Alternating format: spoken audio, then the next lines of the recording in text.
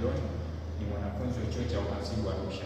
Katika siku ya leo ninakuletea platform mbalimbali ambazo zinaweza kutusaidia kwenye maofisi. Before hatujaendelea, naomba kusubscribe hii channel na pia kufollow. Pia usisahau kushare pamoja na wengine. Sawa? Okay. Katika siku ya leo tumesema kwamba tunaenda kuelezea platform mbalimbali ambazo zinaweza kutusaidia katika maofisi. Kuna platform kama Zoom, kama Google Drive na nyinginezo ambazo ukizitumia ofisini zinaweza kutusaidia sana ofisini.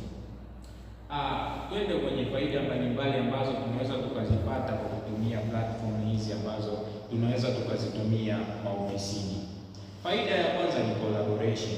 Wewe kama msimamizi ama kampuni mnaweza kufanya kazi kwa umoja kwa kutumia faili moja kwa kutokana na platform mbalimbali ambazo unaweza ukazitumia ofisini.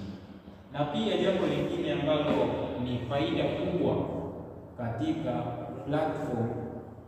platform mbalimbali ambazo ni muhimu sana, ni faida hii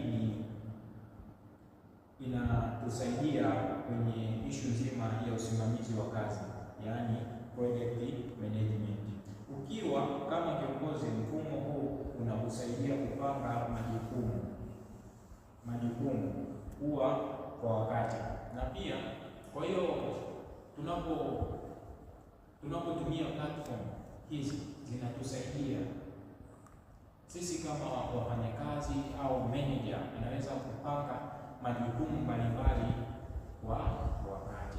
Kwa hiyo platform hizi ni muhimu sana.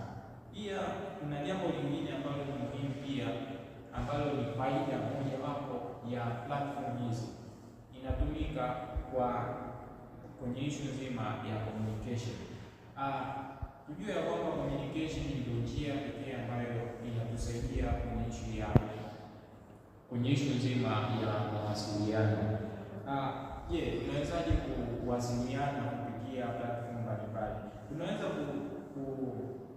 kuwasiliana kupitia WhatsApp. Hiyo ni moja ya platform, na pia kwa kutumia Zoom tunaweza tukawasiliana pia.